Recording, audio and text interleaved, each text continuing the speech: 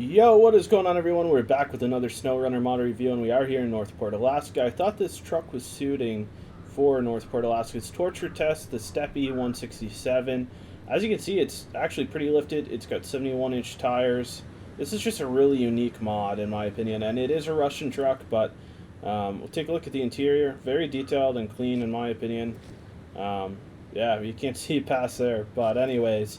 Alright guys, drop a like on the video and drop a sub on the channel. Appreciate and love the support, guys. We're gonna put this through its paces.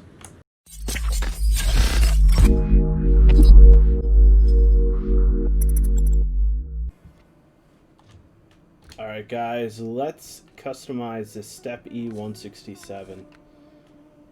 We don't have all the engines, unfortunately, but we do have the IMZ 8520AT. We don't have the advanced special. We upgrade the tires. Go on twin motor heavy. There's 3 rims we can choose from, and that's basically it, guys. You know what we're gonna do. We're gonna test this out in the torture test, of course. I'm super excited. Alright, let's start it up.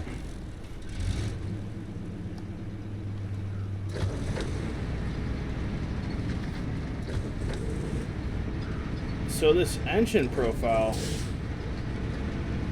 doesn't sound familiar. I don't want to say it's unique, but it definitely doesn't sound familiar. And the front and rear wheel steer, that is incredible. You want to talk about maneuverability, you got to check this bad boy out. Imagine this thing with tracks. We don't have any mirrors, but that's okay. Who needs mirrors when you have front and rear steer? It just provides so much maneuverability. I'm actually so excited for this now. I had no idea that this added. I have not played this truck at all in preparation for this video. I don't usually play with the trucks unless I'm given beta access before doing the video. See how it is in the snow here. Pop it in a high. It almost stalled in between. Oh, it actually just loves this snow. No problem at all.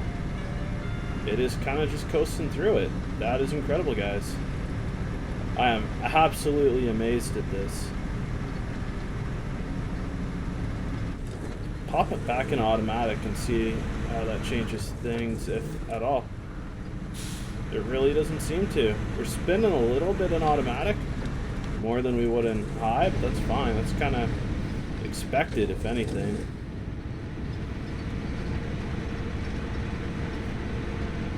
The sound, you hear a little clicking. Now, I don't know if that's like an older truck engine or... And that's kind of what makes me think of tracks. I don't know why. As soon as I heard the little squeaking and clicking, it just made me think of tracks.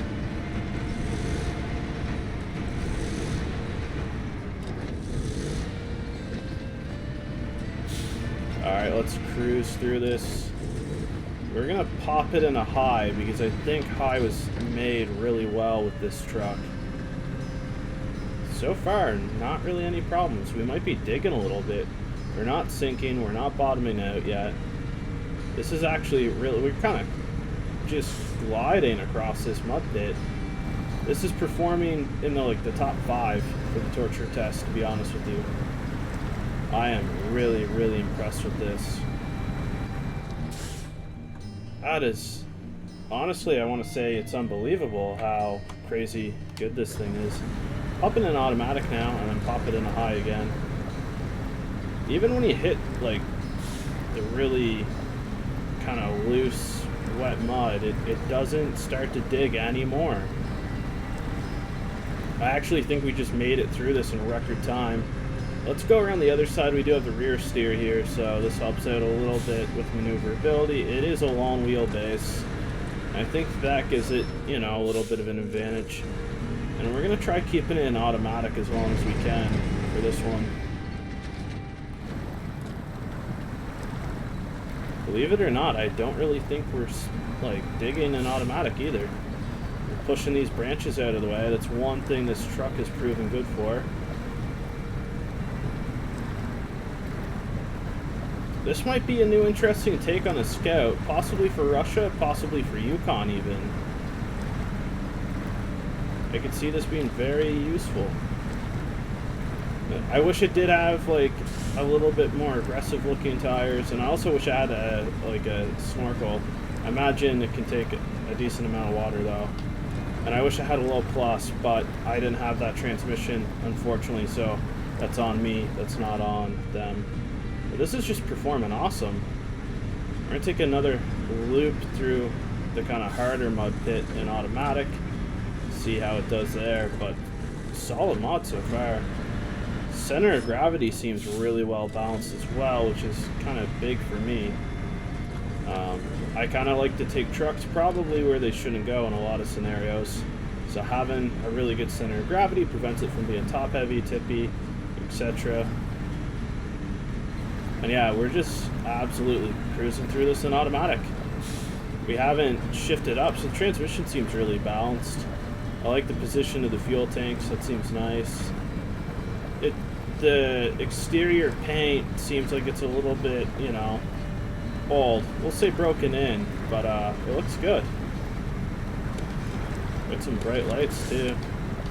It's not quite dark enough for lights yet, but we're doing good. Do we have reverse lights? No, we don't, but that's okay. Let's take it up to the mountain and we'll conclude this mod review. I actually really like this, guys. When I saw it, I'm not gonna lie, my first thoughts were, well, this looks kind of stupid, but it's not at all. It's extremely balanced, it's versatile, performs well, performs better than you would expect it to, honestly. So we'll see if we tip it over here or not, but so far, yeah, I'm gonna give it a solid 10 out of 10.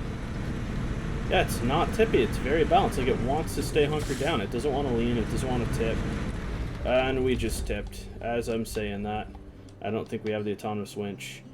This was a really unfortunate position to be in. But yeah, that's going to conclude our mod review today, guys.